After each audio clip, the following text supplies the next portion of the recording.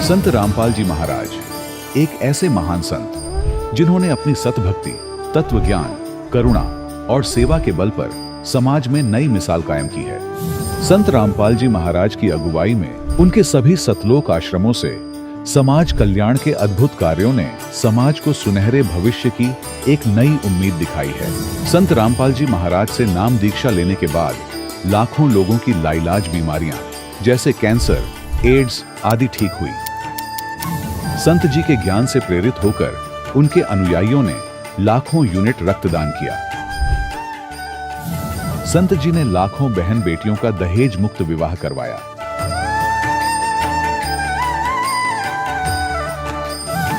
संत जी ने लाखों लोगों का नशा छुड़वाया, करोड़ों उजड़े परिवार बसे।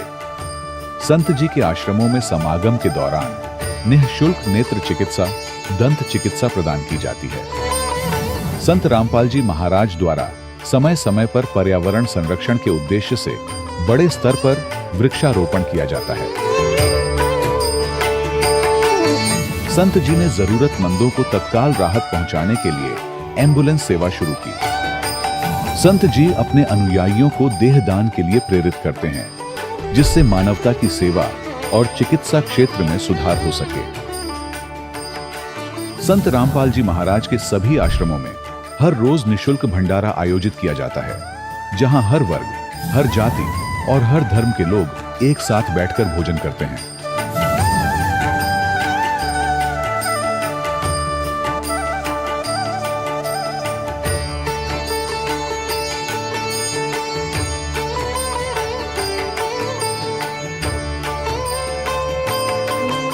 संत रामपाल जी महाराज की अन्नपूर्णा मुहिम ने गरीब और बेसहारा लोगों के जीवन में एक नई ऊर्जा और उम्मीद को जन्म दिया है। घर घर खाद्य सामग्री और जरूरी मदद पहुंचाकर संत रामपाल जी महाराज ने लोगों को दुख और मजबूरी से लड़ने की ताकत प्रदान की है।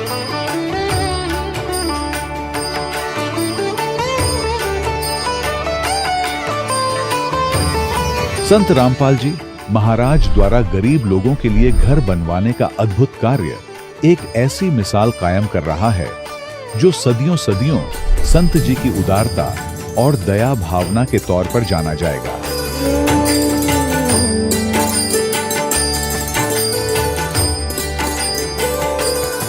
संत रामपाल जी महाराज के आश्रम में हजारों बुजुर्गों को सम्मान और प्यार के साथ जीवन जीने का अवसर मिलता है। उनके खाने, रहने और स्वास्थ्य की पूरी जिम्मेदारी संत रामपाल जी महाराज उठाते हैं।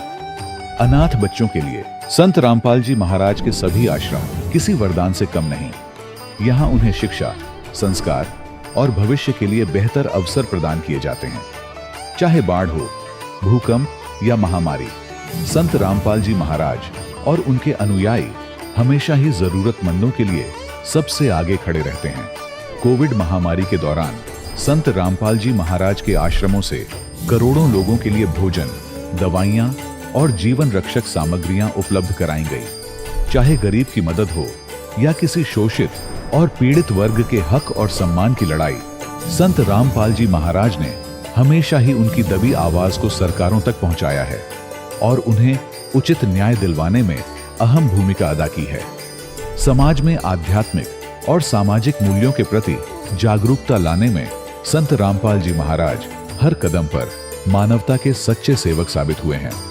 संत रामपाल जी महाराज का जीवन हमें सिखाता है कि सच्ची सेवा वही है जो निस्वार्थ भाव से की जाए। आइए हम भी इस महान सेवा के कार्य में इस महान संत से जुड़ें और संत रामपाल जी महाराज से नाम दीक्षा लेकर अपने जीवन को धन्य बनाएं।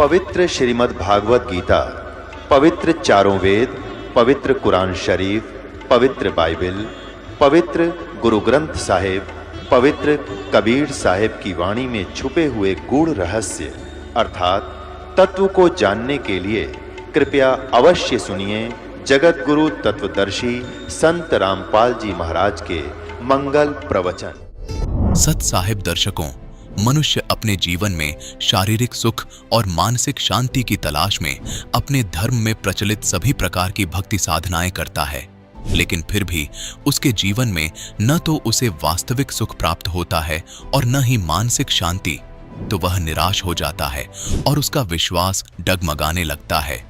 दर्शकों, कुछ ऐसी ही कहानी थी महाराष्ट्र के रहने वाले जगदीश सुतार जी की। जगदीश सुतार जी ने अपने जीवन में अनेक प्रकार की भक्ति साधनाएं अपनाई, लेकिन फिर भी इन्हें दुख और प्रेत बाधा जैसी परेशानियों से किसी भी प्रकार की राहत नहीं मिली।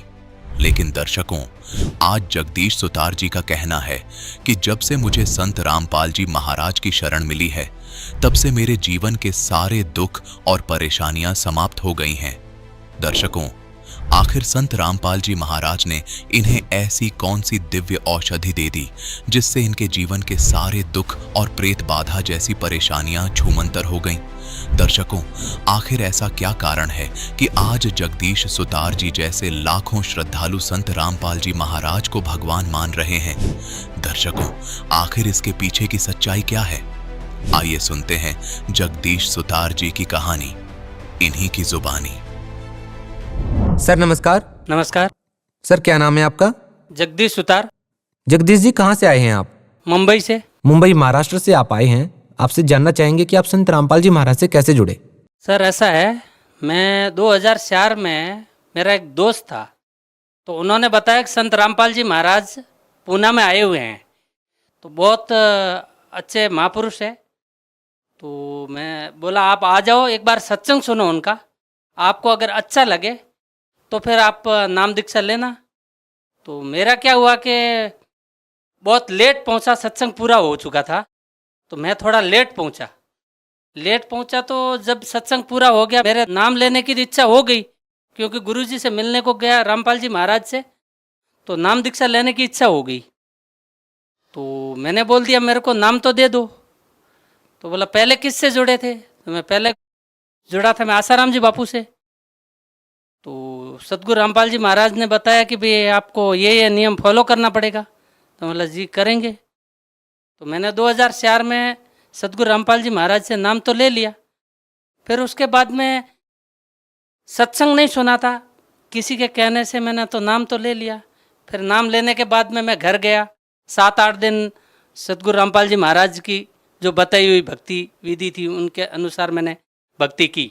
धीरे धीरे जैसे सतगुरु रामपाल जी महाराज ने मेरे को जो भक्ति बताई थी वो भक्ति मैं करता रहा, 7-8 दिन किया और फिर मैंने वो नाम छोड़ दिया।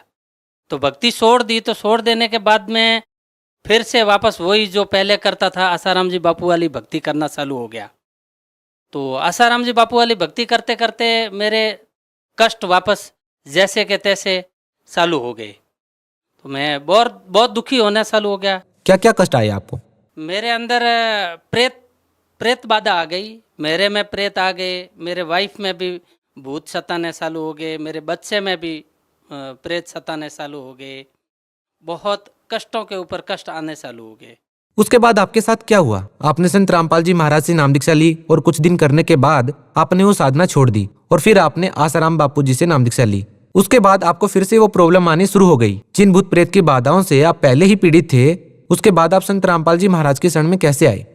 फिर क्या हुआ कि मैं कति प्रेत बाधा सताने लगी, तो मैं इधर उधर भटकने लगा। सब संतों के पास में कोई मंदिर गया, कभी रामदेवरा गया, कभी ओसियाँ गया। ओसियाँ भी हमारे कुल देवी माता है, वो बोलते हैं कि वहाँ जाने से ठीक हो जाओगे। तो कभी किसी ने बताया कि रामदेवरा की जाके उधर अगर प्रसाद चढ़ा के आ जाओगे तो ठीक हो जाओगे, उधर भी गया। उसके बाद में मैं एक इधर जालोर साइड में एक और स्थान है, वहाँ पे भी एक कोई संती है, उनके पास में भी गया। उनके बताई हुई साधना के अनुसार भी मैंने भक्ति की। फिर भी मैं दिन ब दिन कंडेम होता गया, मेरा मतलब शरीर एकदम सूख गया। मेरी वाइफ का भी शरीर कति कंडम हो गया।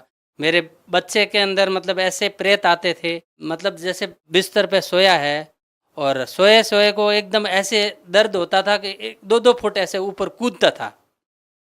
तो हम डॉक्टर के पास में गए, हमारे पास ना और कोई रास्ता भी तो नहीं था। दवाखाने जाते थे, दवाखाने दवा दिला के आते थे, फिर दवा से कुछ फर्क पड़ता ही नहीं था। घर आते ही वही कहानी चालू हो जाती थी। फिर ऐसे भटकते भटकते हमने कम से कम तो 2004 से लगा के 2011 तक बहुत धक्के खाए।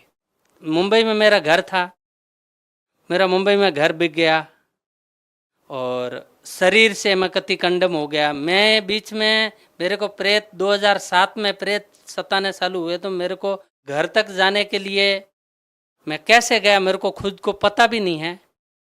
और मैं जाते जाते एकदम मतलब जैसे शरीर शांत होता वैसा शरीर शांत हो गया। घर वालों ने सोच लिया था कि अभी इनकी अंतिम ये आखिरी सीढ़ी है।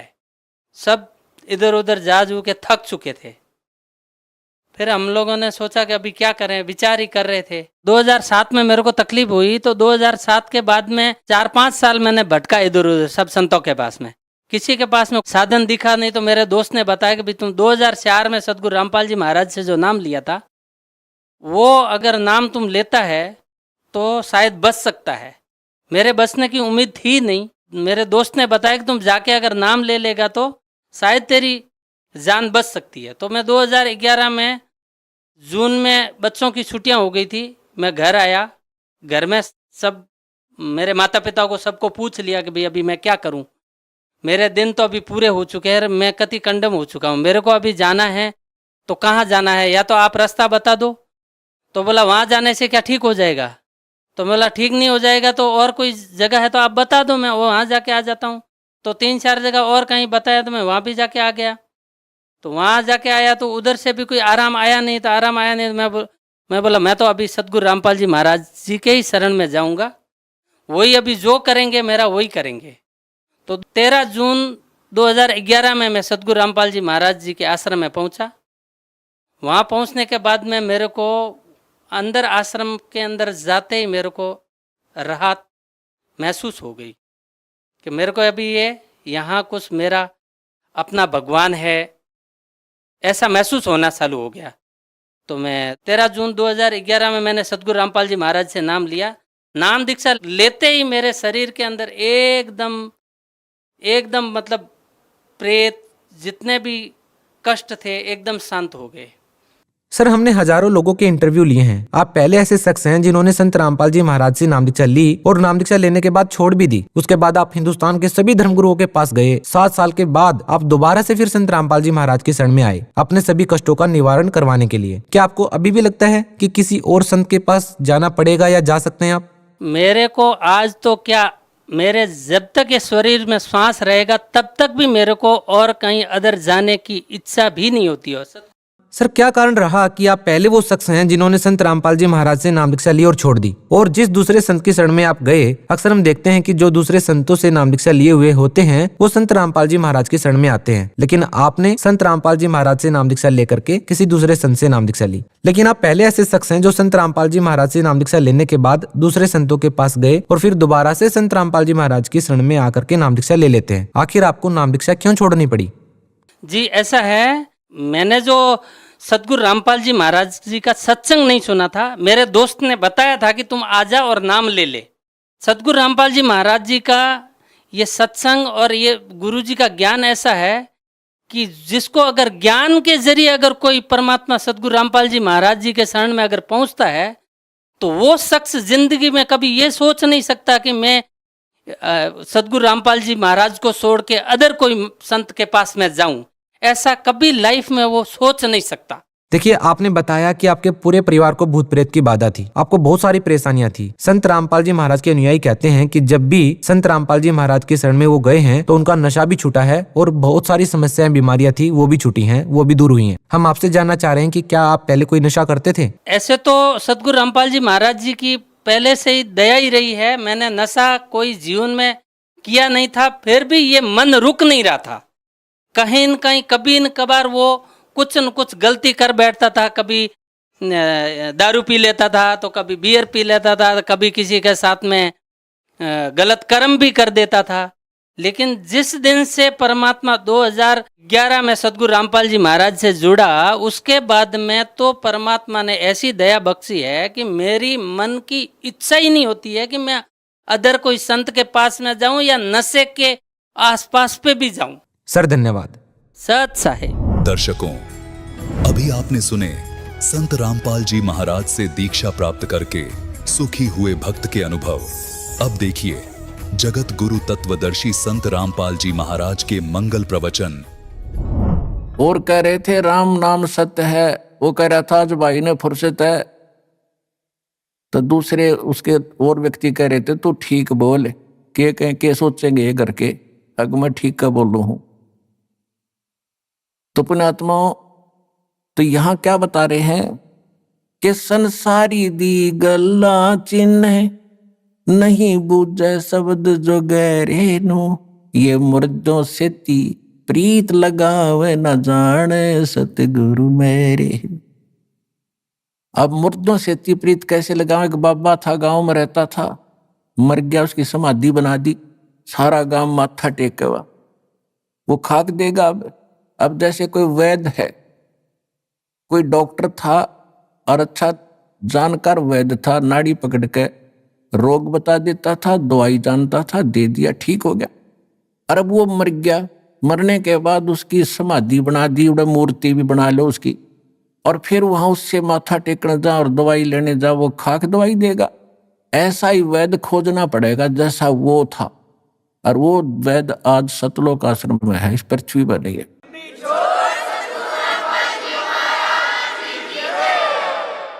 अब क्या बताते हैं?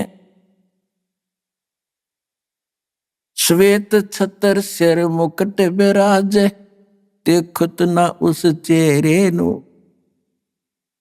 श्वेत छतर सिर मुकुट विराज, देखत ना उस चेहरे नु। ये ऊंची थड़ियां खेती बोवे, भूल गए नज डेरे। पहले वर्षा के ऊपर निर्भर होता था सारा खेती किसानी। जब ये वाणी बोली थी परमात्मा के बच्चे गरीबदास जी ने, अब उस समय कह रहे थे कि जिसके पास डहर खेत हो, डहर होता है नीचे का झील का खेत, ऊंचे स्थानों पर वर्षा हुआ जल भी वहां आ जाता है उस नीचे के स्थानों में। और डहर एक उपजाऊ जमीन होता है।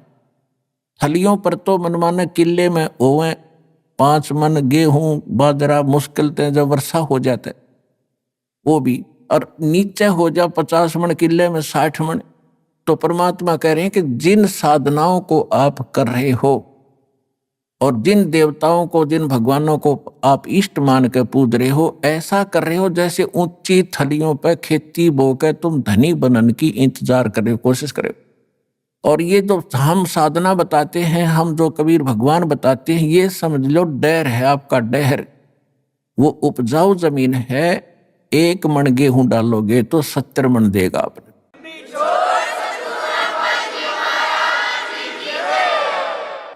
श्वेत छतर सिर मुकुट विराज, देखत ना उस चेहरे नु। ये ऊंची थलियां खेती बोवे, भूल गए नज डेरे नु। ये संसार समझदा नाही, कहंदा श्याम दोपहरे नु। अपना आत्माओं देखो कैसा हमारे साथ बना हुआ है। अब जैसे कोई रिलेटिव है, रिश्तेदार, और कोर्ट में चला गया, कचहरियों में, आगे रिश्तेदार मिल गया, तो हम क्या करते हैं? हेलो, और ठीक हो? हाथ मिलाओगे? हाँ जी ठीक ठाक, सब ठीक है। कचहरियों में ठीक ठाक का कोई से का काम नहीं, दोनों दुखी। कचहरियों में गया आदमी ठीक हो सकता है? क्या सताया हुआ या किसी ने सताया होगा? 100 चिंताएं होती हैं। आज पता नहीं गवाही की तारीख है, आज फलानी तारीख है, पता नहीं क्या होगा। परमात्मा कहते हैं आपने तो काल की भांग पी रखी है। जैसे कोई रिश्तेदार मेडिकल में कोई बच्चा बालक बीमार है, मिलने जाते हैं रिश्तेदार, हाथ मिलाओगे और ठीक ठाक, हाँ पर ठीक है सब, बाकी हो बालक का तकलीफ गड़ी है, फिर खाक ठीक है, लड़का मरण हो रहा, बोला वो और तो ठीक ठाक है। तो यहाँ परमात्मा कहते हैं तुम इस ठीक ठाक को समझ नहीं सके। ये ठीक क्या है यहाँ पर? अब क्या बताते हैं, जैसे एक शराब पिए पड़ा था दोपहर में, गर्मियों का मौसम, और पसीना पसीना रेत में पड़ा, और उसको कोई कह रहा है कि उठ भाई तुझे वहां वृक्ष के नीचे बैठा देता हूं। वो कहता है छोड़ दे, मौज हो रही है। तो ये हालत हमारी इस काल के लोक में, 36 समस्या हमारे सामने, रात में लाओ जिन्होंने कहा ठीक ठाक है, खाक ठीक ठाक है यहाँ पर। तो कहते हैं ये संसार समझदा नाही, कहंदा श्याम दोपहर नू। जलती धूप ने नोगट मौज हो रही है, कति ठंडी हवा चल है। ये संसार समझदा नाही, कहंदा श्याम दोपहर। दोपहर की आग में नोकर सीलक सी है। गरीब दास ये वक्त जात है, रोगे इस पैरे। कि याद कर रोया करोगे इस मनुष्य जीवन जो हाथ तो चलाएगा गलत साधना करके या बगैर साधना के। जैसे कुत्ता रोया कर रात में, उसका एहसास होता है कि मेरे से गलती बन गई। मैं तो दे दी है बालम याणे नू, मैं तो दे दी है बालम याणे नू, मैं तो दे दी याणे नू, मैं तो दे दी है बालम याणे नू। गीता और भागवत पढ़े, नहीं बूझे शब्द ठिकाने नू। गीता और भागवत पढ़े, नहीं बूझे शब्द ठिकाने नू। मन मथुरा दिल द्वारका नगरी, क्या फिर बरसाने नू। मैं तो दे दी, मैं तो दे दी है बालम याणे नू। मैं तो जब फुरमान धनी का आवे, को राखे घर जाने नू। जब फुरमान धनी का आवे, कौन राखे घर जाने नू। जा सतगुरु का शरणा लीजे, मेटे जमतल बाणे नू। मैं तो दे दी, मैं तो दे दी है बालम याणे नू। मैं तो दे दी है बालम याणे नू। उत्तर दक्षिण पूरब पश्चिम, फिरदा दाणे दाणे नू। उत्तर दक्षिण पूरब पश्चिम, फिरदा दाणे दाणे नू। सर्व कला सतगुरु साहेब की, हरि आए हरि आणे नू। सर्व कला सतगुरु साहेब की, हरि आए हरि आणे नू। मैं तो दे दी है बालम याणे नू। मैं तो दे दी है बालम याणे नू। जम किंकर का राज कठिन है, ना वो छोड़े राजा राणे नू। जम किंकर का राज कठिन है, नहीं छोड़े राजा राणे नू। या दुनिया दा जीवन झूठा, तुम भूल गए मर जाने नू। या दुनिया दा जीवन झूठा, भूल गए मर जाने नू। मैं तो दे दी याणे नू। मैं तो दे दी है बालम याणे नू। शील संतोष विवेक विचारो, दूर करो जुलमाणे नू। शील संतोष विवेक विचारो, दूर करो जुलमाणे नू। ज्ञान दराज ध्यान दी तुरिया, कोई जाने पान रसाणे नू। मैं तो दे दी है बालम याणे नू। मैं तो दे दी है बालम याणे नू। मैं तो दे दी। महल कपाट सतगुरु ने खोले, अमी महारस खाने नू। महल कपाट सतगुरु ने खोले, अमी महारस खाने नू। गरीब दास सुन भंवर उड़ावे, गगन मंडल रम जाने नू। मैं तो दे दी है बालम याणे नू। मैं तो दे दी है बालम याणे नू। अब क्या बता रहे हैं गरीबदास जी? गीता और भागवत पढ़े ना बुझे शब्द ठिकाने नु। गीता पढ़ते हैं और उसने पढ़े, कहते गीता पढ़े और गीता में ज्ञान क्या लिखा है कह का नहीं पता। गीता और भागवत पढ़े नहीं बुझ शब्द ठिकाने नु, यानी ठीक जो सत ज्ञान है उस मंत्र को ये नहीं पूछ रहे हैं। अब क्या बताते हैं? जब फुरमान धनी का आवे को रख घर जाने नु, और जा सतगुरु का शरणा ले लो जो मेटे जम तल बाणे नु मैं तो दे दी। अब क्या बताते हैं कि जब तुम्हारा समय पूरा होगा मनुष्य जीवन, अब यम के दूत आपको लेने के लिए आएंगे। आप चाहे शिव के पुजारी हो, चाहे विष्णु के, चाहे माता दुर्गा और किसी के भी, चाहे ब्रह्म के और चाहे पर ब्रह्म के, आपको कोई नहीं रोक सकता। उस समय आपको जाना ही पड़ेगा। और यदि आप परमेश्वर कबीर जी की शरण में इस दास के माध्यम से आ जाओगे, परमात्मा उसको भगा देगा, छोड़ो अब ये मेरा बच्चा है, तुम इसमें कुछ नहीं मांगते।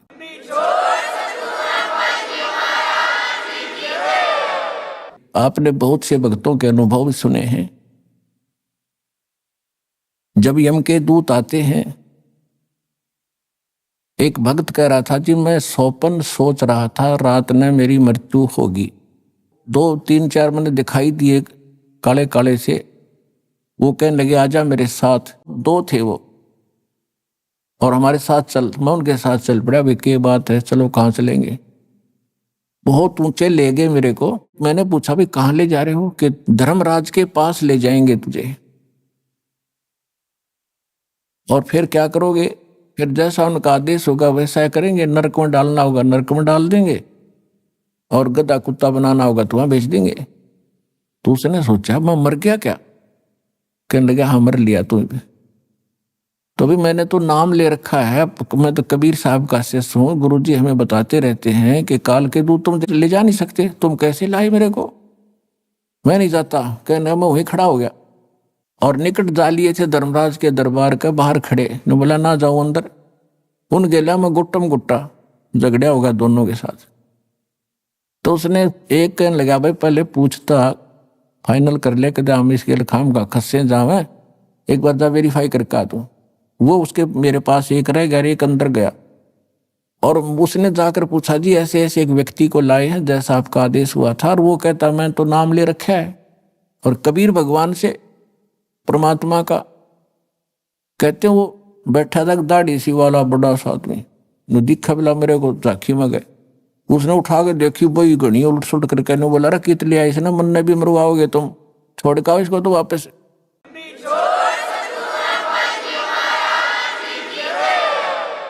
तो वहीं से पटक दिया वापस, इतना ऊंचा पटक दिया बेरहम होने जैसे। और मेरी घी बंदरी वापस आ एकदम उठा।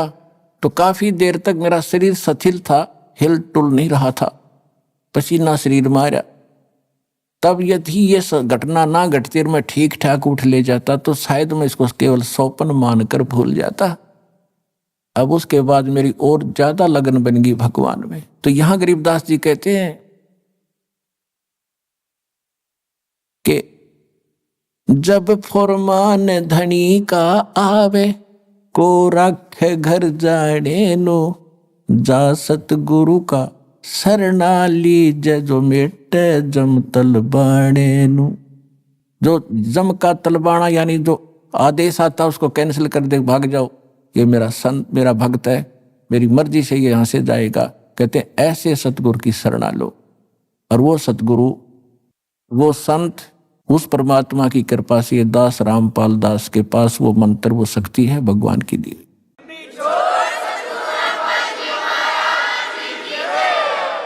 अब आगे क्या बताते हैं? उत्तर दक्षिण पूर्व पश्चिम फिर दाने दाने नु,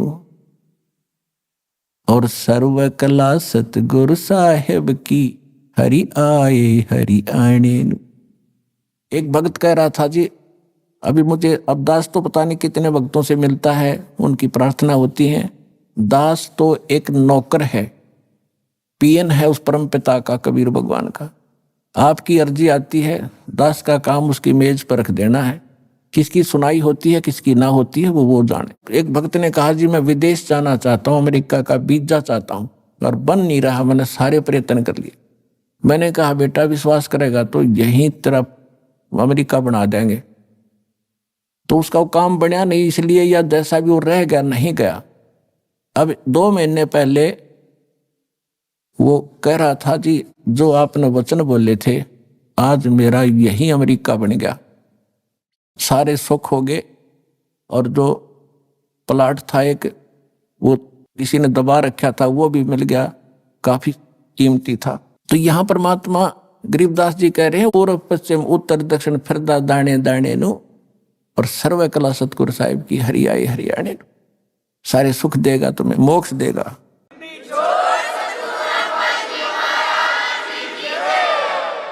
मैं तो दे दी है बाल में गूंगे नु, मैं तो दे दिए बाल में गूंगे नु। जा बालम दी मैं बल बल जावा, जो दान लगावे ओंगे नु। छाड़ा मूल फूल क्या तोड़े, कहाँ चढ़ावे सूंगे नु। दूध गऊ दा बच्चा पी गया फिर क्या कढ़ावे चूंगे नु। या तन देही विनस जात है, बहुर आनियो भूंगे नु। या तन देही हाथ न आवे, कहा करेगा रूंगे नु। नग नारायण भूल रहा है, कहा परखे मोती मूंगे नु।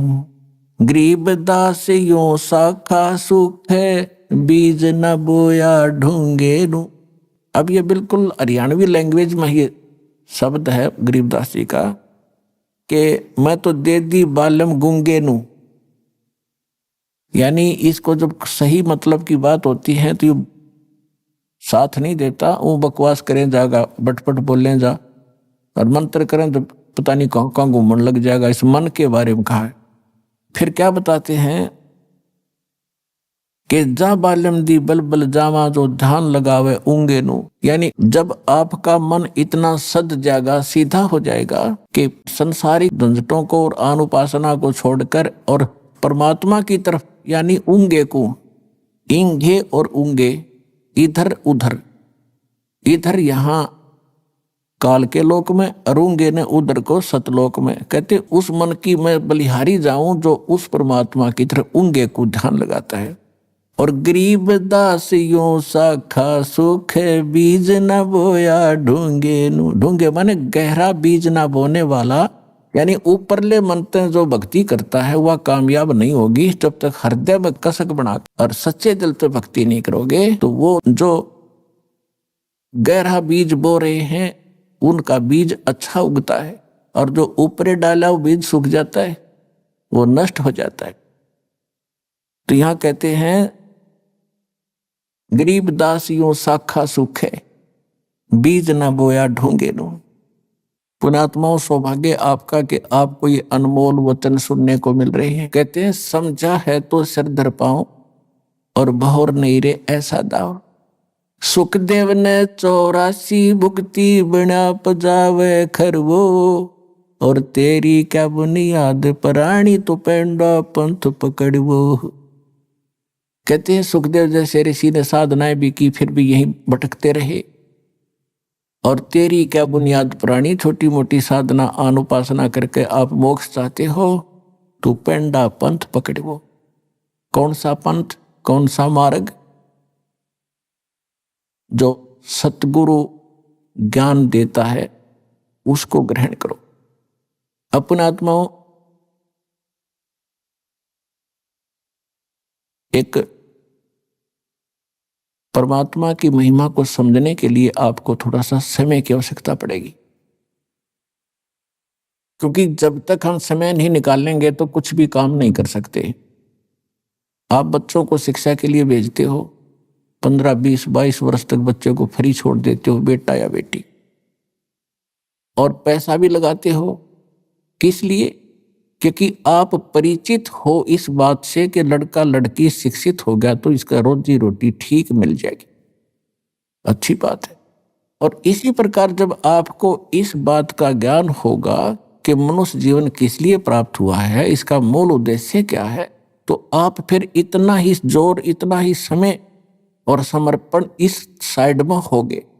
और उधर जैसे लड़के पढ़ गए, खूब MA BA PhD CA कर लिया, और नौकरी कौन सी सबको मिलेगी, और फिर भी हम पढ़ा के छोटे बच्चों को, तो कहने का भाव यह कि उसमें हानि भी हो सकती है।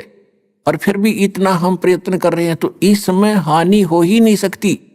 लड़का लगो चाहे लड़की भक्ति मार्ग पर, सारे ठाठ भगवान करेगा, या जो रोटी भी देगा और उसकी रक्षा भी करेगा, और मोक्ष भी मिलेगा, सदा के लिए सुख भी होगा।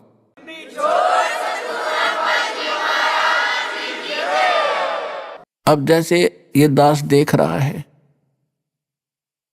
छोटे छोटे बच्चों को लेकर के माताएं यहाँ पर पहुंच रही हैं इतनी गर्मी और सर्दी के अंदर, और कितनी कितनी दूर से आते हैं। ट्रेन के अंदर कितनी भीड़ होती है, सारा 2-2 दिन लग जाते हैं, दूर से आने वालों के 24-25 घंटे लग जाते हैं, 20-20 घंटे लग जाते हैं। तो ये क्यों आ रहे हैं? जैसे किसान, खासकर हरियाणा क्षेत्र में हम देखा करते थे, हमारे पिताजी और अन्य गांव के लोग, रात्रि के समय जैसे आज कितनी सर्दी है, और खेत में किसान का नहर से पानी का नंबर आ जाता है रात के 12 बजे, जनवरी का महीना, और शीत लहर चल रही होती है। अब हम तो कमरे बंद करके खिड़की द्वार सारे रजाई ओढ़ कर सोना पड़ता है कि ठंड ना लग जाए, और किसान एक कंबल खेस ओढ़ के और खेत में पहुंच जाता रात के 12 बजे उसी शीत लहर में। वो बिल्कुल आलस नहीं करता, और जब उसके नंबर आता है नहर से पानी लगाने का, उस कंबल खेस को भी उतार के नीचे रख देता साइड में, और जल के अंदर घुटनों पानी में बढ़कर कस्सी से वो पानी बंद करता है। अब वो किस लिए कर रहा है ऐसा काम? उसको मालूम है कि यदि आज मैं पानी सिंचाई करने नहीं गया और मेरा नंबर कट जाएगा, फिर ये नंबर मिलेगा नहीं, इतने मेरी फसल सूख जाएगी और मेरे बच्चे भूखे मर जाएंगे, मैं निर्धन हो जाऊंगा। क्योंकि किसान उस प्रोसेस से, उस प्रोसीजर से पूर्ण परिचित है, इसलिए वो ना ये देखता तेरा नमूनिया हो जाएगा, रात के समय ये भी नहीं देखता कोई सांप काट जाएगा, नहीं, वो काम करके छोड़े तो सफल हो गया। इसी प्रकार यहां वही आ सकते हैं जो उस किसान की तरह इतने प्रभावित हो चुके हैं और संतोष हो चुका है और उनको पूरा ज्ञान हो चुका है कि ये काम तब करना ही पड़ेगा, चाहे मरे चाहे जीवे। पर भगवान के भगत मरा नहीं करते, जिया करते हैं और सदा सुख मिला करते।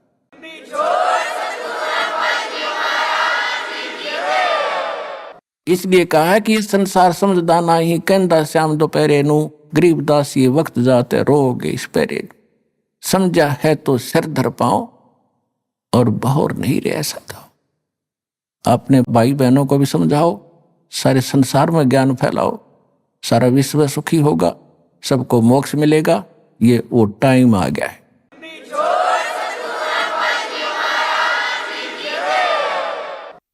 परमपिता परमात्मा पूर्ण ब्रह्म सारी सृष्टि के रचनहार कबीर देव जी, कबीर साहिब जी की असीम कृपा से आप सभी पुण्यात्माएं सत्संग सुनने के लिए उपस्थित हुए हैं। सत्संग में आने से प्राणी को ज्ञान होता है कि मानव शरीर परमात्मा ने इस प्राणी को किस लिए प्रदान किया है। जब तक हम सत्संग में नहीं आते तो हम जो कर्म, जो क्रियाएं हम कर रहे होते हैं उनको अंतिम मानकर ही हम करते रहते हैं। जब हम सत्संग सुनते हैं तो उस समय हमें अपने अस्तित्व का ज्ञान होता है, मनुष्य जीवन के उद्देश्य का ज्ञान होता है। उससे पहले जो क्रियाएं हम कर रहे होते हैं वो ऐसी ही क्रियाएं होती हैं जो अन्य प्राणी भी करते हैं। जो पशु पक्षी अन्य जलचर वो भी यही क्रियाएं करते हैं। संतानों उत्पत्ति, उनकी परवरिश, उनके अंदर मोह ममता और सारा जीवन उसी क्रिया में अपना वो व्यतीत कर जाते हैं। मानव भी यही क्रियाओं को करके अपना जीवन व्यतीत कर जाता है। सत्संग में आने से पता चलता है कि परमात्मा ने ये दया इस प्राणी पर मनुष्य शरीर की किस लिए बख्शी है और सत्संग उसे कहते हैं जिसमें यथार्थ ज्ञान हो। यथार्थ ज्ञान का हम कैसे निर्णय करें वो यथार्थ है या गलत है, व्यर्थ है, उसके लिए कोई आधार बनाना पड़ता है। आज तक जितने भी धर्म बने हैं उनका कोई ना कोई सदग्रंथ है और कुछ वर्तमान के अंदर काल प्रेरणा से दिग्भ्रष्ट संत बन गए हैं। वो क्या कहते हैं कि जो संत बोल देते हैं, जो संत ज्ञान देते हैं वही सच्चा होता है। वो साथ में ये भी कहते हैं कि जैसे वेद भी, गीता भी, पुराण भी, कुरान और बाइबल भी, ये भी किसी ने बोले हैं। और इसी प्रकार हमारे गुरुजी ने जो ज्ञान दिया है तो वो भी तो संत हैं। तो पुण्यात्माओं, ये भूल सत्संग से मिटती है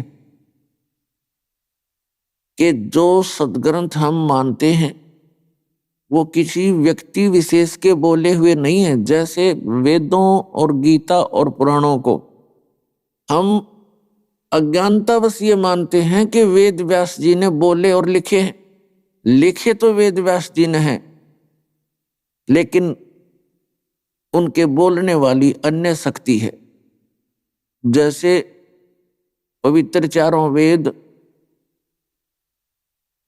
और पवित्र श्रीमद् भगवत गीता, ये परमात्मा का दिया हुआ ज्ञान है, किसी व्यक्ति विशेष का बोला हुआ नहीं है।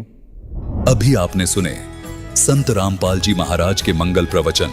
आइए अब सुनते हैं संत रामपाल जी महाराज से नाम दीक्षा लेकर सतभक्ति करके अद्भुत लाभ प्राप्त करने वाले अनुयायी के विचार। दर्शकों, जीवन में सच्ची आत्मिक शांति और आध्यात्मिक लाभ की प्राप्ति केवल एक पूर्ण गुरु के मार्गदर्शन से ही संभव है। परंतु बहुत सारे साधक इस खोज में शास्त्र विरुद्ध साधनाओं और नकली धर्म गुरुओं के जाल में फंस जाते हैं, जिससे उनका कीमती जीवन व्यर्थ चला जाता है। ऐसी ही एक सच्ची कहानी है खंडवा मध्य प्रदेश के सुनील कुमार जी की, जिन्होंने पहले देवी देवताओं की पूजा की और फिर राधा स्वामी पंथ में 7 वर्षों तक भक्ति की, लेकिन फिर भी मन को सच्ची शांति नहीं मिली। एक दिन उनके जीवन का सबसे महत्वपूर्ण क्षण आया जब उन्हें संत रामपाल जी महाराज के रूप में पूर्ण गुरु की प्राप्ति हुई। नाम दीक्षा लेने के बाद उनका जीवन कैसे बदल गया, कैसे संत रामपाल जी महाराज के आशीर्वाद से उनके जीवन की कई समस्याएं समाप्त हुईं। आइए सुनते हैं सुनील कुमार जी के इस अद्भुत आध्यात्मिक सफर की कहानी, उनकी अपनी जुबानी। नमस्कार सर। नमस्ते सर। सर क्या नाम है आपका? सुनील दास है दास का नाम। सुनील दास जी, आप कहाँ के रहने वाले हैं? हम मध्य प्रदेश के खंडवा जिले से रहने वाले हैं सर। सर संत रामपाल जी महाराज से नाम दीक्षा आपने कब ली? सर 6/7/2013 में संत रामपाल जी महाराज की शरण में गए हैं सर। सर संत रामपाल जी महाराज से नाम दीक्षा लेने से पहले क्या आप कोई भक्ति साधना भी करते थे? जी सर, भक्ति साधना तो वही करते थे जो परंपराएं के परिवार में चला करती, लेकिन उनसे हमें कोई लाभ नहीं मिला सर। उसके बाद सर हमारे गांव में एक सत्संगी राधा स्वामी जी के भगत जी थे, तो उनके यहाँ सत्संग चल रहा था, तो हम अपने खेती के कार्य से उनके घर पर चले गए। तो वहाँ पर एक भजन उन्होंने गाया कि चेतो मेरे प्यारे तेरे भले की कहूँ, और गुरु तो पूरा ढूंढ तेरे भले की कहूँ। तो हमने सोचा सर हमारे बारे में कोई कह रहा है कि भाई चेत, जब भाई तुम्हारे मैं भले की बोल रहा हूँ, तो हमें वो ज्ञान बहुत अच्छा लगा सर। तो धीरे धीरे फिर हम वो राधा स्वामी बाग आगरा से नाम दीक्षा ले ली सर हमने। उन्होंने धुन्यात्मक नाम दिया कि धुन्यात्मक नाम जो कान बंद करके और उसकी धुन सुनो, सतलोक में परमात्मा की अखंड धुन चल रही है, घंटे शंख की धुन बज रही है, तो हम उसी में लग गए सर। तो वो भक्ति हमने थोड़े दिन की, तो हम थोड़े दिन तक हमें अच्छा लगा, लेकिन धीरे धीरे जैसे हम भक्ति करने लगे ज़्यादा, तो हमें कुछ मतलब उसमें आनंद नहीं आ रहा है। मतलब साधना करते करते हम थोड़े डिस्टर्ब होने लग गए। राधा स्वामी में ज्ञान ये भी हमने सुना है कि वक्त के गुरु से ही हमारा मोक्ष होगा, क्योंकि वक्त गुरु की बड़ी महिमा गाई गई है कि वक्त के गुरु से ही हमें मोक्ष मिलेगा। तो वक्त के गुरु की खोज फिर हम अब कहाँ करें, क्योंकि विश्व में सबसे बड़ा पंथ राधा स्वामी पंथ है, जो पूरे विश्व में फैला हुआ है और लाखों करोड़ों अनुयायी हैं। तो कुछ राधा स्वामी पंथ के जो हमारे पुराने साथी थे, उनसे हमने पूछा कि भाई हमें तो बहुत तकलीफ होती है यार, हम भक्ति भी करते हैं फिर भी मन नहीं लगता। तो बोले भाई गुरु जी से ऐसे ही परमात्मा से बर्दाश्त की ताकत मांगो तो कर्म कटेंगे। फिर थोड़े दिन बाद ऐसे लगा कि यार ये क्या है भाई, धीरे धीरे मतलब हम नास्तिकता की तरफ चले गए।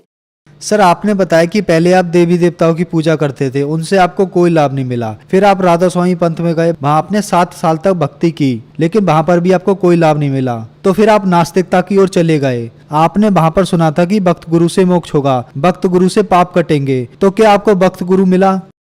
संत रामपाल जी महाराज के रूप में पूर्ण परमेश्वर कबीर साहब के अवतार संत रामपाल जी महाराज वक्त के संत सदगुरु और पूर्ण गुरु हैं, कि उनके सारे प्रमाण हैं।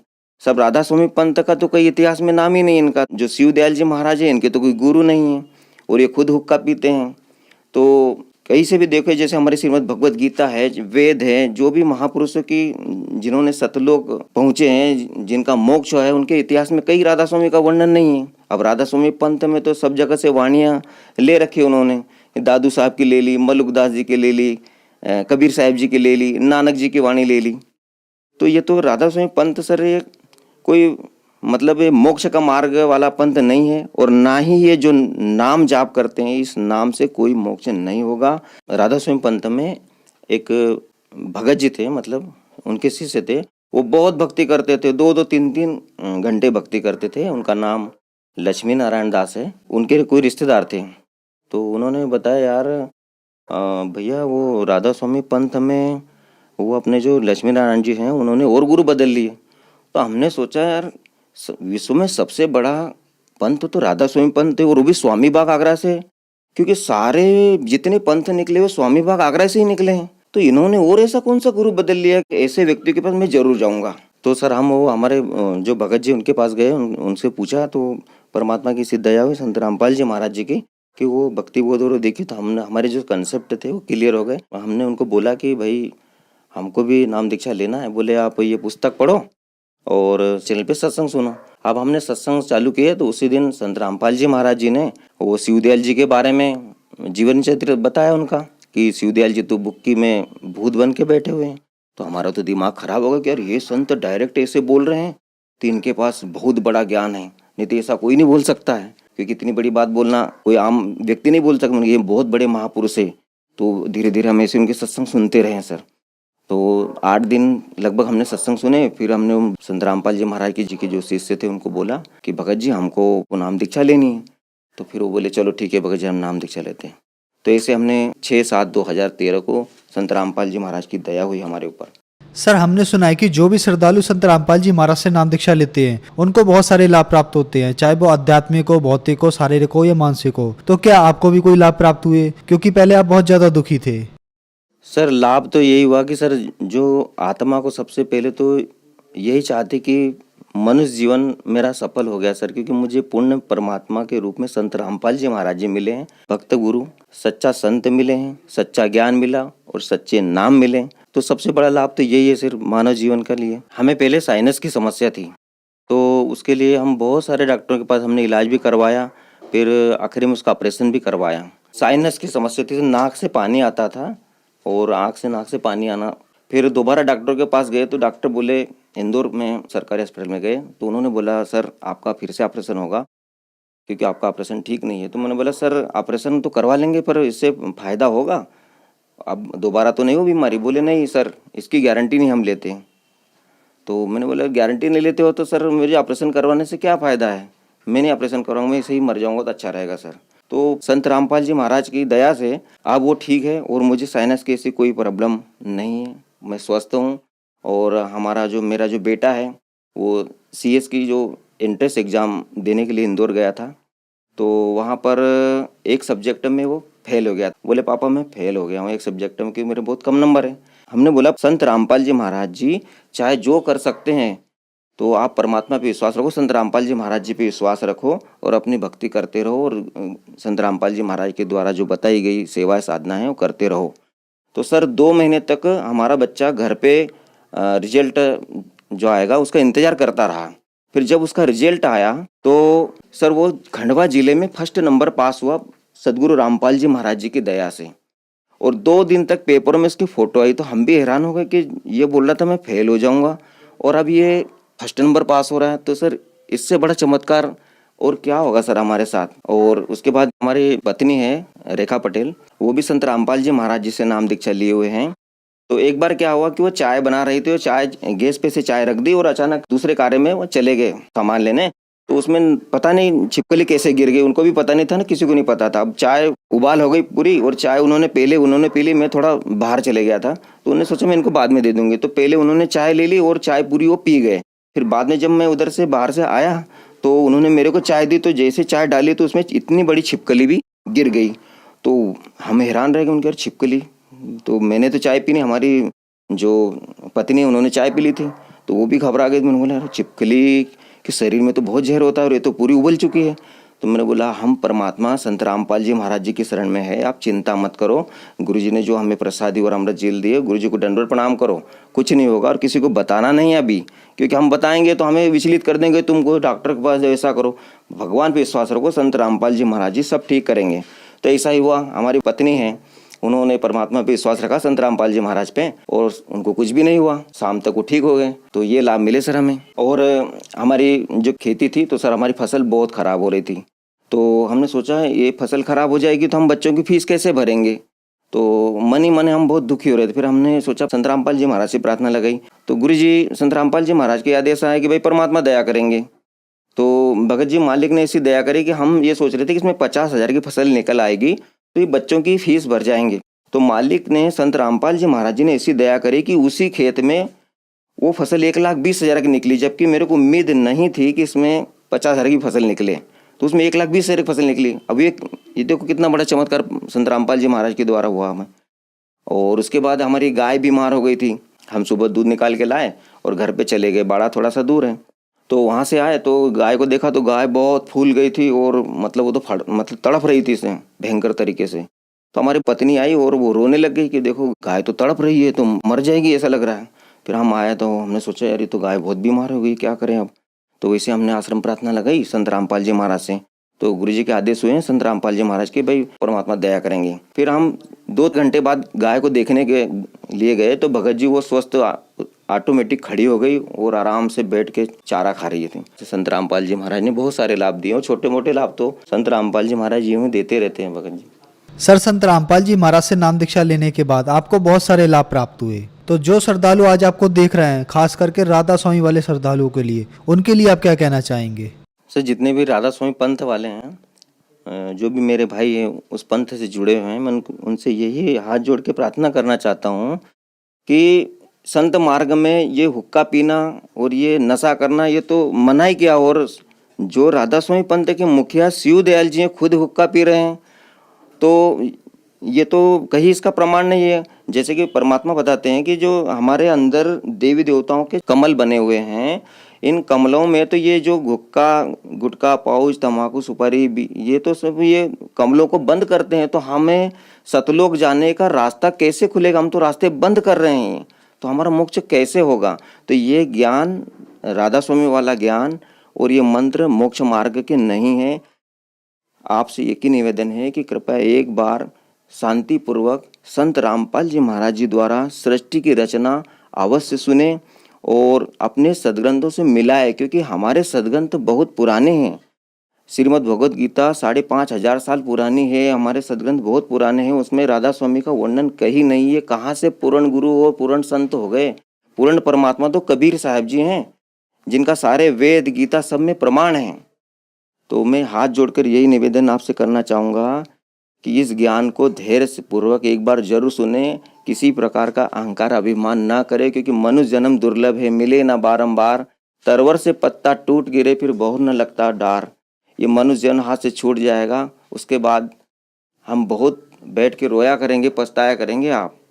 तो आप सभी से यही निवेदन है कि एक बार संत रामपाल जी महाराज के द्वारा बताई गई सृष्टि रचना जरूर सुने, क्योंकि संत रामपाल जी महाराज ही इस विश्व में पूर्ण संत हैं। क्योंकि पूर्ण संत का ही नारा है कि जीव हमारी जाति है, मानो धर्म हमारा, हिंदू मुस्लिम सिख ईसाई धर्म नहीं कोई न्यारा। ये पूर्ण संत का उद्देश्य है। आज तक कोई पूर्ण संत नहीं है, सब अपने अपने अलग अलग धर्म मजहब की बात करते। पूर्ण संत तो संत रामपाल जी महाराज जी हैं। तभी तो वो बोल रहे हैं कि जीव हमारी जाति है, हमारी जात बता दी, हम जीव जाति है और मानव धर्म हमारा है। हिंदू मुस्लिम सिख ईसाई धर्म नहीं कोई न्यारा है, हम सब एक धर्म के बच्चे हैं परमात्मा के। लेकिन हमें अभी तक ये ज्ञान बताने वाले कोई थे ही नहीं। तो सच्चे संत हुए कहाँ से? वो जो ये ज्ञान नहीं बता सके कि हम एक पिता की संतान हैं, हमारे सबके मालिक एक हैं, तो कहाँ से सच्चे संत हो गए? सच्चे संत तो संत रामपाल जी महाराज है। उनका एक बार ज्ञान सुनो और उनसे नाम दीक्षा लेकर अपना मोक्ष करवाओ। सर, संत रामपाल जी महाराज के अनुयायियों की संख्या तेजी से बढ़ रही है, इसके पीछे क्या कारण है?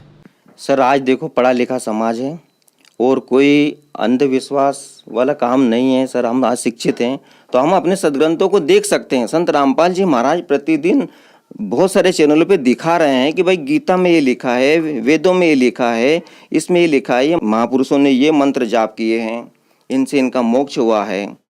तो ये सच्चाई जनता तक पहुंच रही है और जनता जाग रही है, समझ रही है, क्योंकि आज सब एजुकेटेड हैं। हम किसी के बहकाव में नहीं आएंगे आज कि हम ऐसा कर लो, नहीं। हम अपने सदग्रंथों को देख रहे हैं। कोई पढ़ाई का उद्देश्य तो हमारा यही है ना, हम पढ़े लिखे हैं तो हम कम से कम इतना तो समझ सकते हैं कि हमारी जो गीता जी, पहले हम क्या करते थे, हमने जैसे किसी ने बताया भाई गीता जी का एक पाठ कर लो, एक पन्ना पढ़ लो, तुम्हारा उद्धार हो जाएगा। बोले ये क्या बात? अरे परमात्मा बताते हैं गीता जी जो बता रहे वैसी साधना हम करेंगे तो हमारा मोक्ष होगा। और गीता जी में बताया है कि अर्जुन तो सर्वभाव से परमेश्वर की शरण में जा, जिसकी कृपा से तो परम शांति और परम धाम को प्राप्त होगा। और जहाँ जाने के बाद साधक कभी जन्म मृत्यु में नहीं आते। तो वो परमात्मा कौन है? आप खोजो ना, वो परमात्मा कौन है जिसकी शरण में जाने के बाद हम कभी जन्म मृत्यु में नहीं आते। उस परमात्मा की जानकारी संत रामपाल जी महाराज जी बता रहे हैं कि वो पूर्ण परमात्मा है जो तीनों लोकों में प्रवेश करके सबका धारण पोषण करता है। वो परमात्मा अविनाशी है। उसकी जानकारी सिर्फ तत्वदर्शी संत बताते हैं। जैसे गीता अध्याय 15 के श्लोक नंबर 1 से 4 तक बताई गई है, वो ज्ञान सिर्फ और सिर्फ पूरे विश्व में संत रामपाल जी महाराज जी के पास है, जिन्होंने अपने सदग्रंथों को हम मानव समाज को बहुत प्रेम से और बहुत अच्छे से समझा रहे हैं। आप एक बार उनका सत्संग जरूर सुने। सर, संत रामपाल जी महाराज से नाम दीक्षा कैसे ली जा सकती है? सर, संत रामपाल जी महाराज जी से नाम दीक्षा लेने के लिए आज तो संत रामपाल जी महाराज ने ऐसी दया कर दी है कि जगह जगह हर जिले में नामदान सेंटर खोल रखे हैं। आप जहां पर भी हो तो जो टीवी चैनल पे नीचे पीली पट्टी पे नंबर चलते हैं, उन नंबरों पर आप फ़ोन लगाकर आप संपर्क कर सकते हो कि आपके नज़दीकी जिले में कहाँ पर नामदान सेंटर है, वहाँ पर आपको निःशुल्क नाम दीक्षा प्राप्त होगी संत रामपाल जी महाराज द्वारा। धन्यवाद सर। धन्यवाद सर।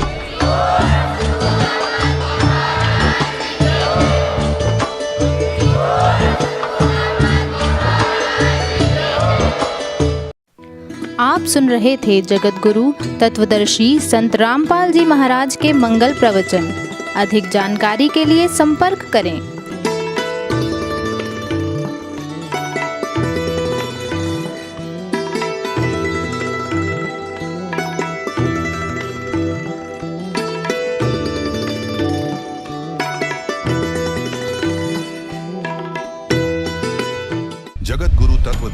संत रामपाल जी महाराज जी के पावन सानिध्य में भक्ति की अलख जगाने तथा श्रद्धालुओं को सत्य भक्ति मार्ग का रास्ता दिखाने हेतु कनाडा के लोकप्रिय channel the TV NRI channel पर जगत गुरु तत्वदर्शी संत रामपाल जी महाराज जी के मंगल प्रवचनों का प्रसारण प्रतिदिन सुबह 7:30 बजे से 8:30 बजे तक तथा रात्रि 7:30 बजे से 8:30 बजे तक किया जा रहा है। इस सत्य भक्ति मार्ग को अपनाने के लिए अधिक से अधिक सत्संग प्रसारण देखें। इस सत्संग प्रवचन का सीधा प्रसारण संत रामपाल जी महाराज लाइव सत्संग यूट्यूब चैनल और जगत गुरु संत रामपाल जी महाराज फेसबुक पेज पर भी देख सकते हैं।